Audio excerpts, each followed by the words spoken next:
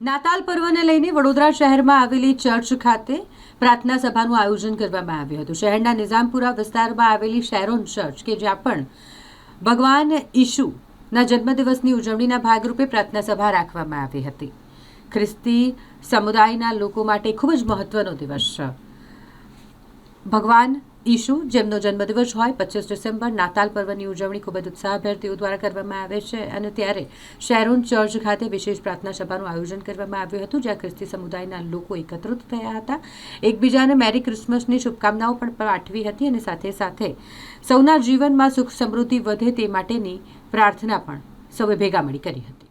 અડધો કલાકનો સમય છે, 15 મિનિટનો સમય છે અને આ 24મીની રાત્રે વોચ નાઇટ સર્વિસ જે એને કહેવાય, નાતાલના પર્વની જે સ્વાગત આગમનના પૂર્વે જે આ ચર્ચ સર્વિસ થાય છે અત્યારે ચાલી રહી છે। આપ સારોન મેથોડિસ્ટ ચર્ચ ખાતે છો ને આ અત્યારે ભજન સેવા ચાલી રહી છે। 12 વાગે પ્રાર્થના કરાવવામાં આવશે અને ત્યારબાદ તમામ ખ્રિસ્તીજનો એકબીજાને મળશે અને નાતાલની વધામણી આપશે અને એ જ રીતે આવતીકાલે સવારે પણ 8:30 વાગે ચર્ચ સભા અહીંયા અને તેમજ અલગ અલગ ચર્ચોમાં મળશે। આવશે પુષ્કળ લોકો, જેટલા બી ખ્રિસ્તીઓ છે, જેટલા બી વિશ્વાસીઓ છે અને તમામ વડોદરા શહેરીજનોને પણ અમારી સાથે નાતાલમાં જોડાવાનું આમંત્રણ છે। જેમ તમે જોઈ શકો છો કે પાછળ શણગારેલું છે તથા અંદર ચર્ચ સભા ચાલી રહી છે તેમજ પ્રભુ ઈસુ ખ્રિસ્તનો જે જન્મ છે એની વધામણી પાઠવવા માટે લોકો અત્યારે આવી રહ્યા છે। ચર્ચ સભામાં બધા ભેગા થયા છે કે પ્રભુ ઈસુ ખ્રિસ્તનો જે જન્મ છે એને ઉજવીએ। જેમ પ્રભુ ઈસુ ખ્રિસ્ત આપણા પાપ અને પાપની માફી મેળવીએ આપણે એની માટે આવ્યા। જેમ યોહાન 3:16 બાઇબલનું વચન છે કે દેવે જગત પર એટલી પ્રીતિ કરી કે તેમણે પોતાનો એકાગીજનિત દીકરો આપ્યો। એ સારું કે તેના પર કોઈ પણ વિશ્વાસ કરે જેનો નાશ ન થાય પણ તે અનંત જીવન પામે। એની માટે પ્રભુ ઈસુ ખ્રિસ્ત આવ્યા આ જગતમાં, શાંતિનો સંદેશ ફેલાવવા આવ્યા। એમ જ બધા આપણે એક જ એવું નથી કે ખાલી ખ્રિસ્તીઓ માટે આવ્યા, દરેક જેટલા બી ધર્મો છે દરેક લોકો માટે આવ્યા, એવું જ નથી ખાલી કે ક્રિશ્ચન માટે આવ્યા। અને પ્રભુ ઈસુ ખ્રિસ્ત જ્યારે આવ્યા ત્યારે તે આપણા પાપની માફી, આપણા સગળા જેટલા બી જગતમાં લોકો છે બધાની પાપની માફી માટે આવ્યા છે। અને સૌથી મોટો તહેવાર જે કહેવાય છે ક્રિસમસ, આખા જગતમાં એ ભવ્ય તહેવાર છે અને ભવ્ય રીતે એને ઉજવાય છે।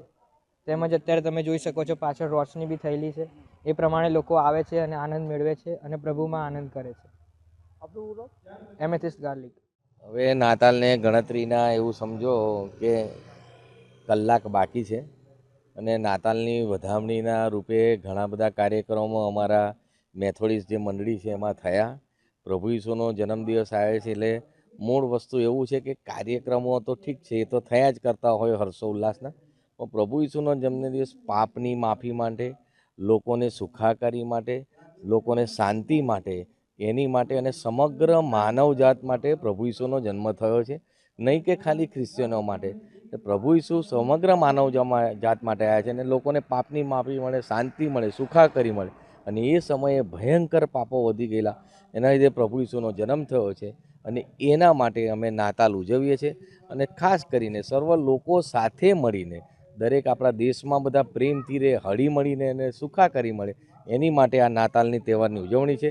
અત્યારે અમારે આ સારોન ચર્ચની અંદર દર વર્ષની જેમ હર વર્ષે સૌપ્રથમ પ્રાર્થના સભા થાય છે, ઇવનિંગ નાઇટ પ્રાર્થના સભા થાય છે અને પછી કાલે સવારે બી થશે। અને અમારી શરૂઆત હંમેશા પ્રાર્થનાથી થાય છે અને પ્રભુને પ્રાર્થના કરી છે કે સર્વ લોકોને સુખાકારી નીવડે। એ જ સૌથી મોટો નાતાલનો સંદેશો છે।